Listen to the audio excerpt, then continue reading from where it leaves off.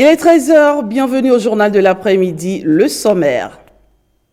Le chef de l'État était l'invité du président russe Vladimir Poutine. Patrice Talon a pris part les 23 et 24 octobre 2019 au sommet Russie-Afrique. L'occasion pour le président de la République de révéler davantage les potentialités du Bénin aux Russes.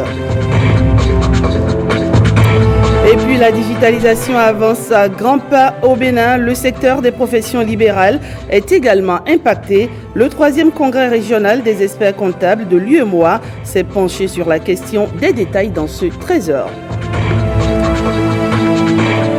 Enfin, la politique et le code forestier est en cours d'adoption au Bénin. Les documents devant faire aboutir le processus sont passés au pays fin par les agents des eaux et forêts ainsi que d'autres acteurs. Une rencontre de 72 heures a été initiée à cet effet.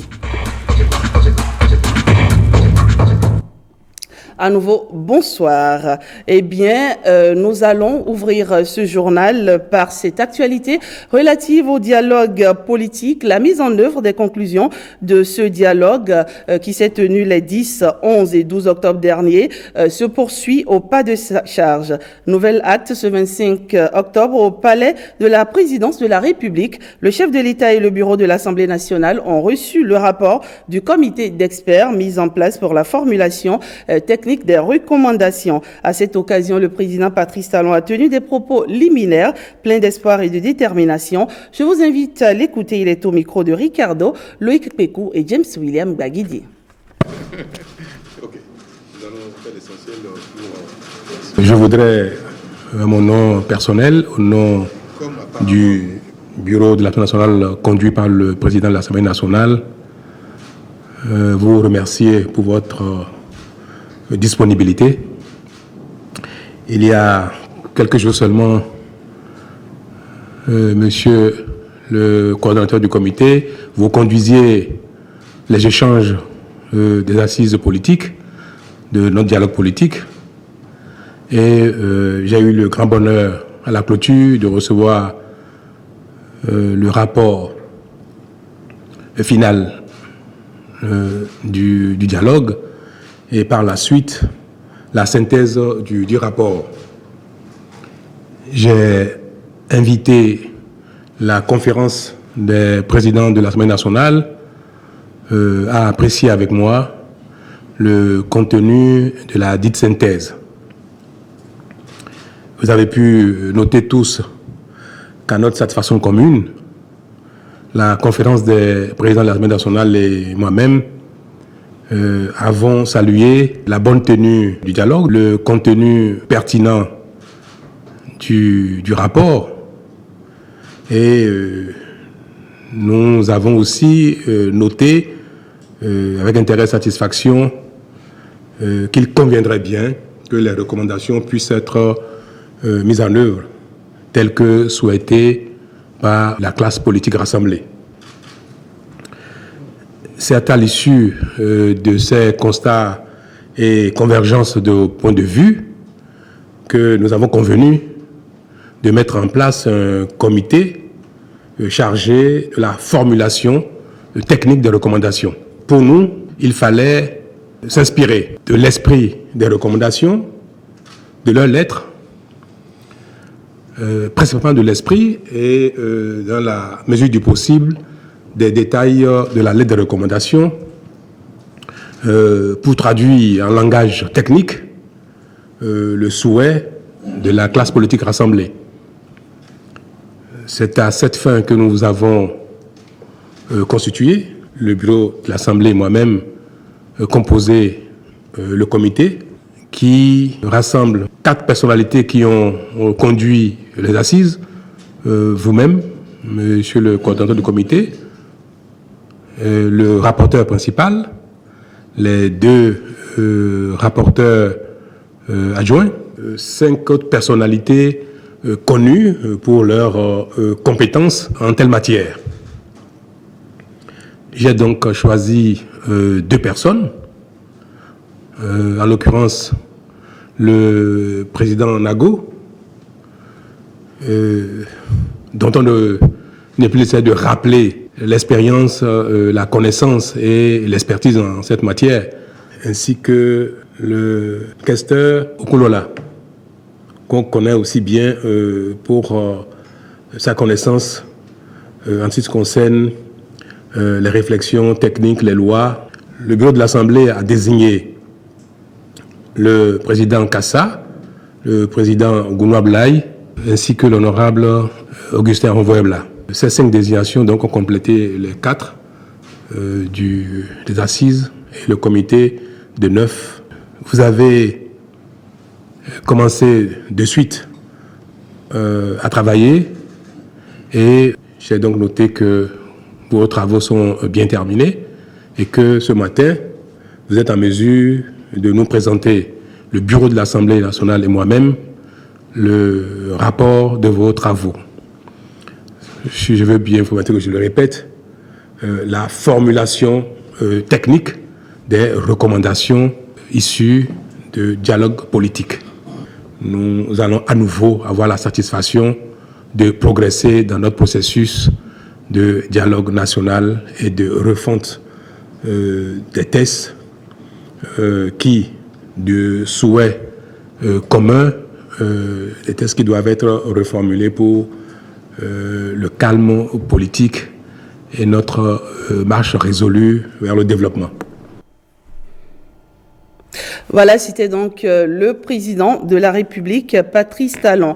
À la suite donc du chef de l'État, le professeur Dorothée Sosa, facilitateur du dialogue politique, mais aussi coordonnateur du comité d'experts, a livré une synthèse qui prend en compte la totalité des recommandations. Entre autres, la révision de la charte des partis politiques et du code électoral dans l'intérêt des partis politiques. De même, les termes de la loi d'amnistie en vue de la décrispation du climat politique ont été abordés. Globalement, le comité d'experts, composé de toutes les parties prenantes au dialogue, a rendu une copie consensuelle aux commanditaires que sont le chef de l'État et le bureau de l'Assemblée nationale. Voici ici un extrait de l'intervention du professeur Dorothée Sosa.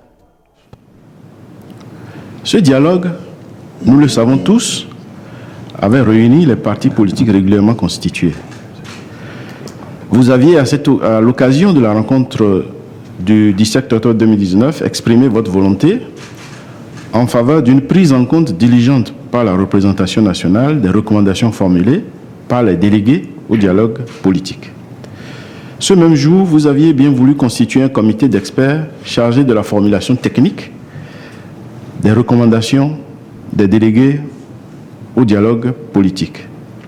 S'agissant de l'assouplissement du code électoral et de la préservation des avancées législatives dans ce domaine, il conviendrait de modifier et de compléter la loi 2018-31 du 9 octobre 2018 portant code électoral en République du Bénin en ses articles 41, 46, 47, 241, 242 et 267, de les compléter par de nouveaux textes de façon à offrir aux partis politiques la possibilité de corriger les insuffisances des dossiers de candidature aux consultations électorales, poser le principe de la disqualification du candidat et non celle du parti en cas de doublon constaté par la Commission électorale nationale Sénat, préserver la prépondérance des partis politiques dans les compétitions électorales et assurer la promotion des partis politiques suffisamment représentatifs au plan national, mettre en place dans le processus de l'élection présidentielle un mécanisme de parrainage par des élus politiques, notamment communaux,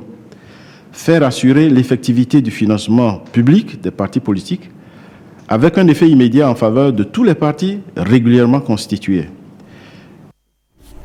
Voilà, donc c'était le professeur Dorothée Sosa, facilitateur du dialogue politique. Par ailleurs, à l'occasion de cette remise de rapport, le président Patrice Talon s'est inquiété de la perspective de révision de la Constitution qui est apparue dans les formulations des experts. Une occasion toujours chargée de polémiques selon ses propres propos. Il a été souhaité que tout soit mis en œuvre pour éviter toute suspicion en la matière. Eh bien, il a également été largement rassuré en cela, tant par les experts que par les membres du bureau de l'Assemblée nationale. De cela, nous parlerons sans doute dans nos prochaines éditions.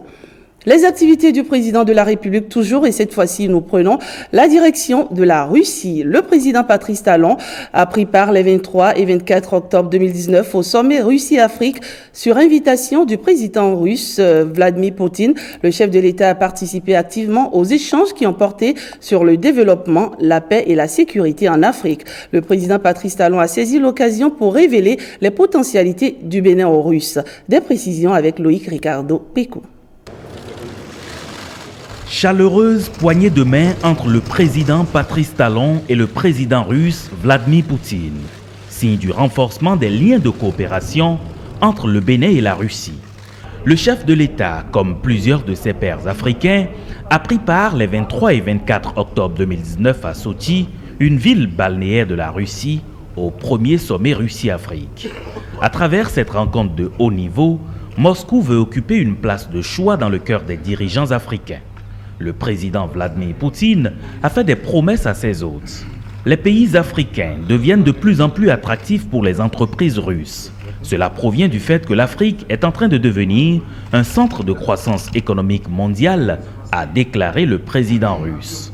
Ce premier sommet Russie-Afrique pour la paix, la sécurité et le développement a donc permis au président Patrice Talon de démontrer aux Russes que le Bénin est une terre qui présente d'énormes opportunités et un fort potentiel d'investissement.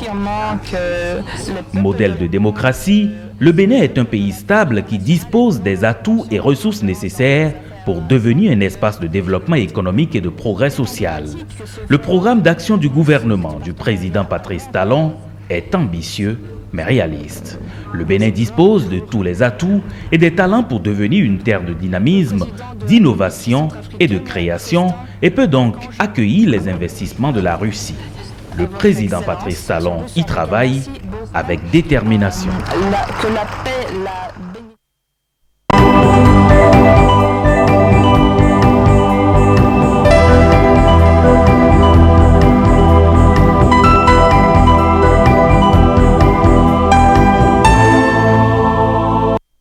La parenthèse asphaltage de ce 13h, et vous le savez, plusieurs villes du Bénin sont en pleine métamorphose grâce à ce projet gouvernemental révélateur. À Cotonou, à Kpakpa, le lot 2A nous révèle le quartier Segbeya Nord. Comment les populations apprécient-elles les travaux d'asphaltage en cours?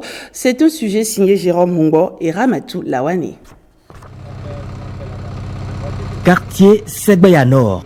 Nous sommes à Akpakpa, Cotonou. Plus de 6000 habitants y vivent. À cause de la nappe phréatique, circuler ici n'était pas aisé. On était à 1000 lieues de penser à la construction de cette voie. De toutes les façons, on doit remercier le chef de l'État.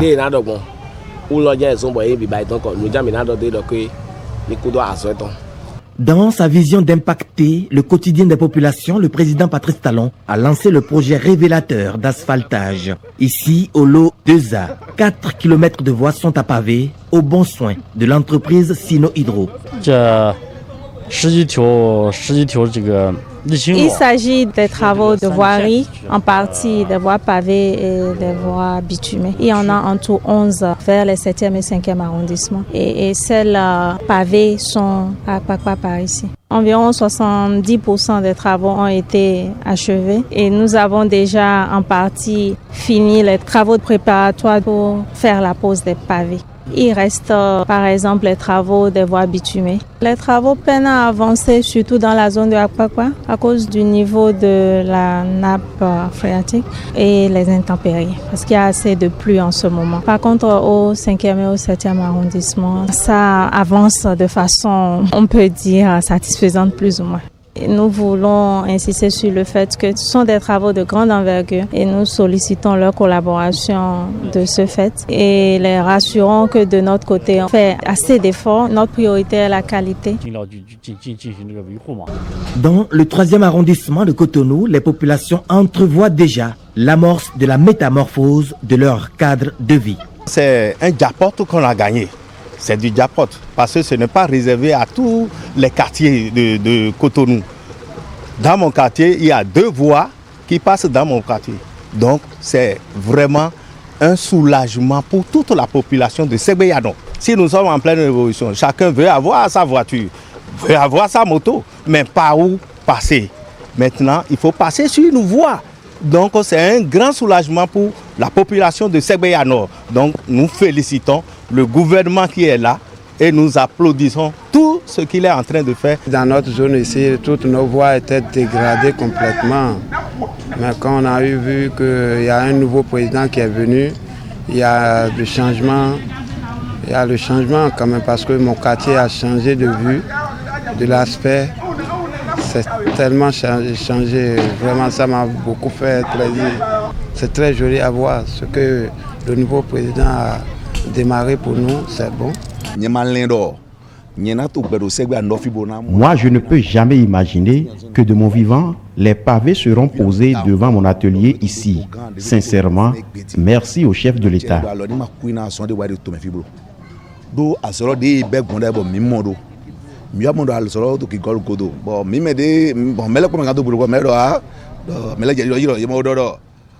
Beaucoup étaient dubitatifs lorsque les travaux ont ralenti. Mais moi, je suis confiant et j'encourage les travailleurs à évoluer.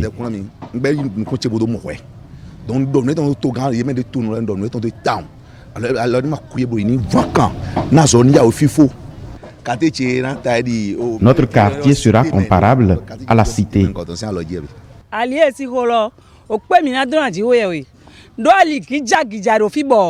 Par ici, nos voies étaient toutes dégradées. Mais avec ces travaux, on est très en joie que le gouvernement continue sur cette voie.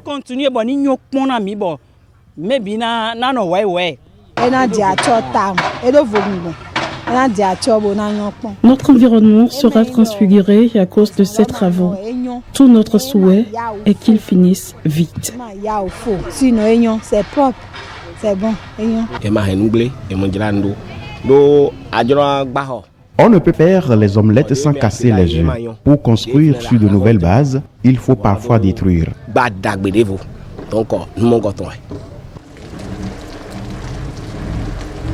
Mais cette joie exprimée, les populations la souhaitent totale, surtout en cette saison des pluies. Les voies de déviation n'ont pas été prises en compte comme cela a été dit. Et aussi, quand il pleut, il n'y a pas de tranchées dans les ruelles pour convoyer l'eau vers le caniveau. Donc c'est ça qui crée d'énormes difficultés à la population de Segbeya Nord. Donc nous sommes dans l'eau.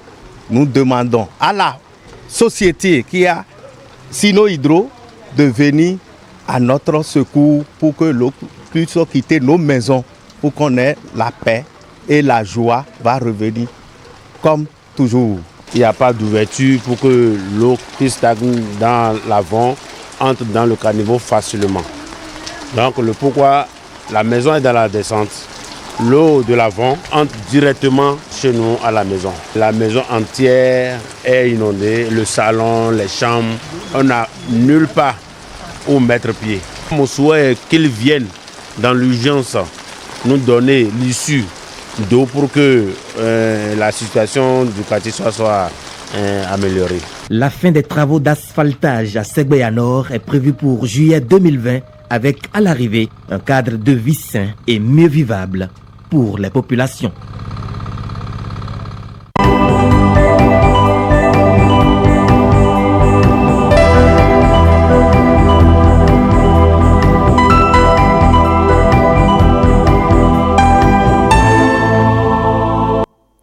Des villes donc modernes avec le projet asphaltage, mais également des villes sans éclairage, plus jamais ça au Bénin. Mais pour y arriver, il faut déjà comprendre ce qui ne va pas avec l'éclairage public. À cet effet, une table ronde est organisée à Cotonou par le ministère de l'Énergie en collaboration avec la NCB, l'Association nationale des communes du Bénin. Rebecca Kenjaoundé pour le reportage. Des artères plongées dans le noir. Des lampadaires disponibles mais sans énergie, des villes éclairées, d'autres moins.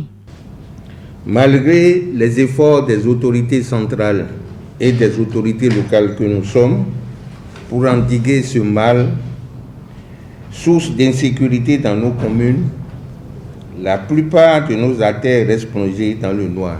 La principale cause de cette situation est la fragilité institutionnelle dans laquelle les communes sont placées et qui, d'une part, est caractérisée par la faiblesse des ressources transférées par l'État, des ressources qui ne permettent pas de réaliser des investissements importants, et d'autre part, s'explique par la situation de monopole faite à la société béninoise de l'énergie électrique SBE, qui détient une propriété exclusive sur le patrimoine infrastructurel du réseau conventionnel et qui joue un rôle discrétionnaire dans la facturation de ces prestations qui sont pourtant mises en œuvre sur les territoires des communes.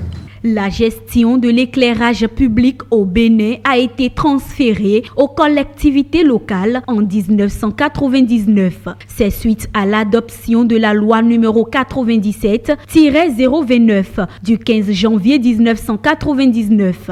Mais aujourd'hui, cette gestion pose problème. L'Association nationale des communes du Bénin dit rencontrer d'énormes difficultés. Il faut donc trouver des solutions. C'est tout l'intérêt de cette table ronde. Cette table ronde sur la problématique de gestion de l'éclairage public par les collectivités locales est venue à point nommé quand on sait que la décentralisation, qui est entrée dans sa phase active depuis l'avènement des premières élections communales et municipales de décembre 2002 et de janvier 2003, est actuellement engagée dans un processus de relecture de ces textes fondamentaux, notamment la politique nationale de décentralisation et de déconcentration PONADEC, le cadre juridique de la réforme de l'administration territoriale, l'élaboration des plans de décentralisation et de déconcentration et l'élaboration des plans départementaux de coordination des actions de développement, et ce, dans le but d'accélérer le développement à la base. Cette table ronde sera également l'occasion de faire l'état des lieux des réseaux d'éclairage public dans les villes et campagnes du Bénin. Elle permettra aussi de se baser sur les difficultés rencontrées afin d'élaborer une feuille de route concertée pour la gestion durable de l'éclairage public. Il nous faudra, au cours de la rencontre de ce jour, mieux cerner les problèmes qui se posent, mieux les nommer, mieux les apprécier pour y remédier efficacement et durablement à la satisfaction donc de tous les acteurs, de toutes les parties prenantes. Il faudra certainement mieux définir les responsabilités, les droits et les devoirs, les obligations des uns et des autres pour obtenir de meilleurs résultats. Les recommandations issues de cette table ronde seront transmises au gouvernement pour validation. Parmi elles, la mise en place de mécanismes de financement pour le développement et la gestion durable des réseaux publics d'éclairage. Toujours dans ce 13h, sachez que l'heure de la digitalisation a sonné pour les professions libérales. C'est du moins ce que clame l'Ordre des experts comptables d'ici et d'ailleurs. Le 3e congrès régional des experts comptables de l'UMOA se penche sur la question. Les assises se sont ouvertes ce jeudi à Cotonou. Bruno Roteco et Herman Rodrigue Amega.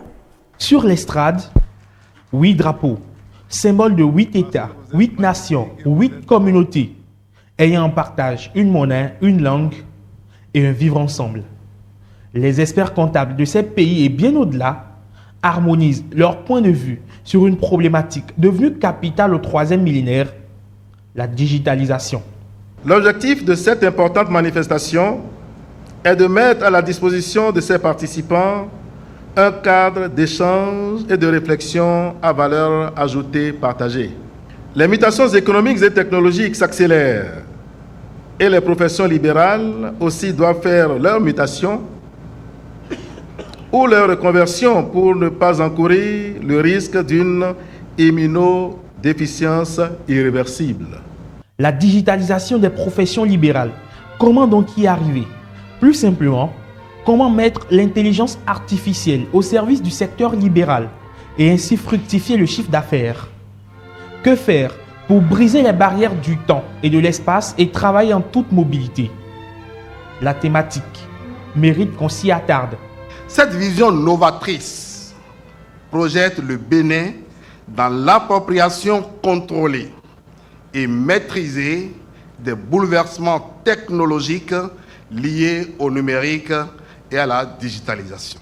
Il importe pour toutes les entités de s'imprégner du concept et d'en tirer les avantages afin d'éviter de rater le coche de l'innovation. Des propositions pratiques applicables seront faites. Les experts comptables s'obligent ainsi à intégrer ce qui est devenu une révolution industrielle, le numérique. Dans un tout autre registre, retenez que le processus d'adoption de la politique et du code forestier du Bénin est en cours. Les 2 documents sont passés au pays fin par les agents des eaux et forêts ainsi que d'autres acteurs. C'est à travers une rencontre de 72 heures qui s'est tenue à Cotonou avec le soutien de l'Union européenne. Koudous Aboulaye, pour les détails.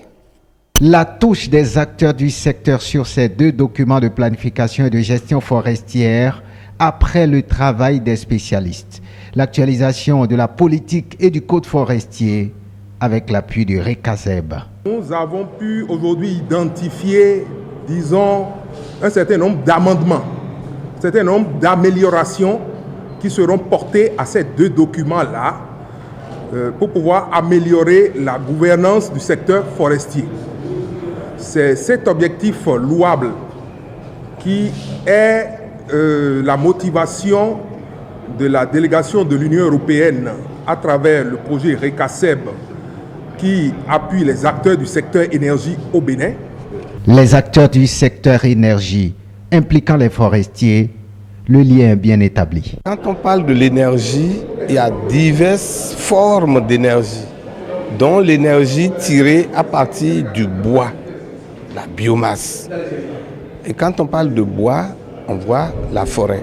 C'est ce qui justifie la présence des eaux et forêts dans ce dispositif. Un dispositif qui conduit à une gestion efficiente de nos forêts avec des tests bien élaborés qui tiennent compte des recommandations des acteurs. 1. Mettre en place un groupe technique pour la prise en compte des recommandations et amendements aux documents de politique forestière et de code forestier. Mettre en place les sous-comités de rédaction de la charte sur la gouvernance forestière et les décrets d'application du code forestier. 3e recommandation, élaborer un plan d'action du document à joindre en annexe de la politique forestière. 4e recommandation, prendre en compte la dimension éducative de la population dans le document de la politique forestière.